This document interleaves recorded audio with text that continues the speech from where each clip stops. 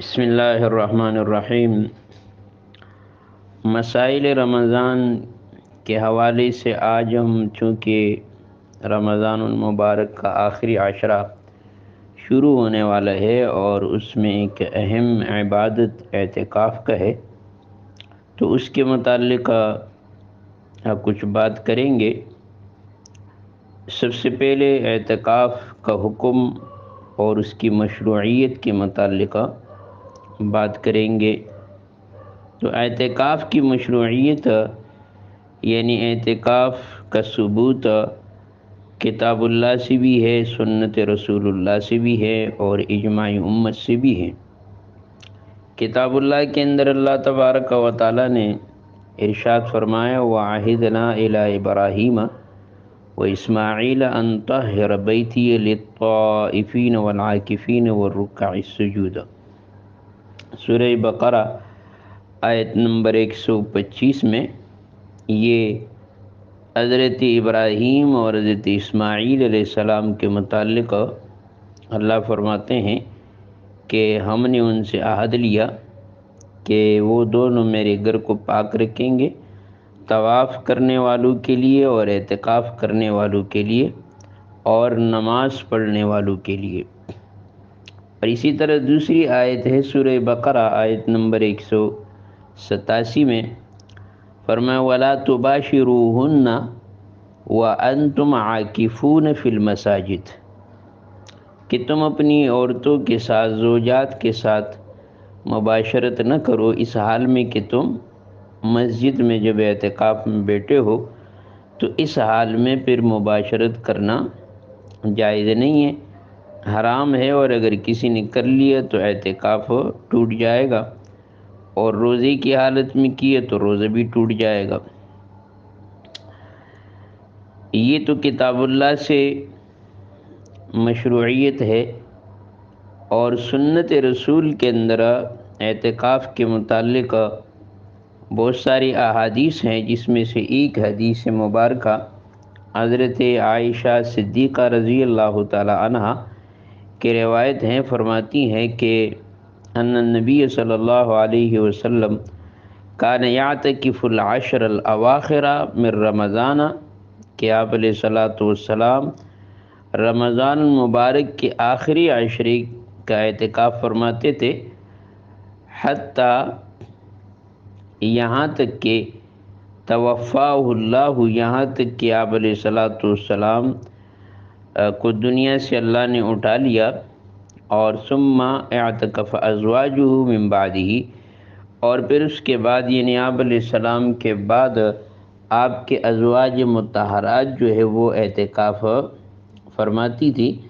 یہ صحیح بخاری اور صحیح مسلم کی روایت ہے۔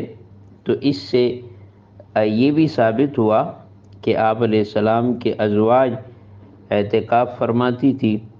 تو جو بعض لوگ یہ اعتراض کرتے ہیں کہ عورت کا اعتکاف ثابت نہیں ہے، تو اس کے لیے یہ واضح دلیل ہے کہ دیکھیں آپ علیہ الصلوۃ والسلام کے ازواج مطہرات آپ کے بعد اعتکاف میں بیٹھتی تھی، اور یہ متفق علیہ روایت ہے بخاری مسلم کی۔ اور اجماع امت سے بھی اعتکاف ثابت ہے۔ تو فرمایا فنقل غیر واحد من العلماء، کہ علماء میں سے بہت ساروں نے یہ بات نقل کی ہے کہ الاجماع علی مشروعیت الاعتکاف، کہ اعتکاف کی مشروعیت پر امت کا اجماع ہے، جیسے امام نووی رحمہ اللہ، ابن قدامہ، اور اسی طرح شیخ الاسلام ابن تیمیہ وغیرہم رحمہم اللہ نے اس اجماع کو نقل کیا ہے۔ اور یہ اس کی تفصیل ہمیں مل سکتی ہے المغنی کے اندر، اسی طرح شرح العمدہ، اس کے اندر اس کی تفصیل ہمیں مل سکتی ہے۔ تو یہ تو مشروعیت کے متعلق بات ہو گئی۔ اور دوسری بات اعتکاف کا حکم ہے۔ تو اعتکاف کا حکم پہلے یہ سمجھنے چاہیے کہ اعتکاف 3 قسم کا ہے۔ اعتکاف واجب، تو اعتکاف واجب وہ ہوتا ہے جو کوئی منت مان لے، جیسے کہ بخاری کی روایت ہے، آپ علیہ السلام نے فرمایا من نظر ان یطیع اللہ فلیطعہ، کہ جو یہ منت مان لے کہ وہ اللہ کی اطاعت کرے گا تو اس کو چاہیے کہ اللہ کی اطاعت کرے، وہ من نظر ان یعصیہ فلا یعصیہ، اور جس نے یہ منت مان لی کہ وہ اللہ کی نافرمانی نہیں کرے گا تو اس کو چاہیے کہ نافرمانی نہ کرے۔ تو بہرحال یہ منت والی جو بات ہے، اس سے اعتکاف اگر کوئی یہ کہے کہ اب میرا فلاں کام ہو جائے تو میں اتنے دنوں کا اعتکاف کروں گا یا کروں گی، تو اس سے اعتکاف واجب ہو جائے گا۔ اور دوسری قسم اعتکاف سنت کہے تو وہ اعتکاف ہے جو آپ علیہ الصلاۃ والسلام نے رمضان المبارک کے آخری عشرے میں جو آپ علیہ السلام نے کیے ہے، یہ سنت اعتکاف ہے۔ اور تیسرا ہے نفل اعتکاف۔ نفل جو ہے وہ کسی بھی وقت مسجد میں داخل ہوتے وقت اعتکاف کی نیت اگر کر لی جائے تو اس سے نفل اعتکاف ادا ہو جائے گا۔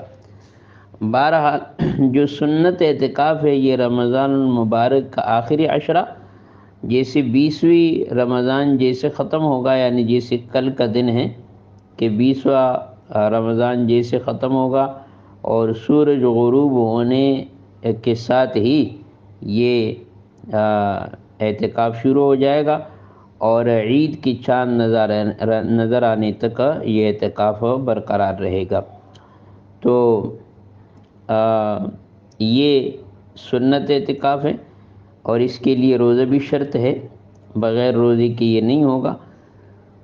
اور مرد جو ہے وہ مسجد میں بیٹھیں گے، فرض کفایہ کی درجے میں ہے کہ محلے میں کوئی نہ کوئی فرد ضرور بیٹھے، اگر کوئی بھی نہیں بیٹھے گا تو سارے محلے والے گناہگار ہو جائیں گے۔ اور عورتوں کے لیے کہ وہ اپنے گھر کے اندر کسی ایک جگہ کو خاص کر کے وہاں اعتکاف کرے۔ تو یہ اعتکاف کے متعلق مختصر سی بات تھی۔ اللہ تبارک و تعالی ہمیں سمجھنے کی اور عمل کرنے کی توفیق عطا فرمائے۔ وآخر دعوانا ان الحمد للہ رب العالمین۔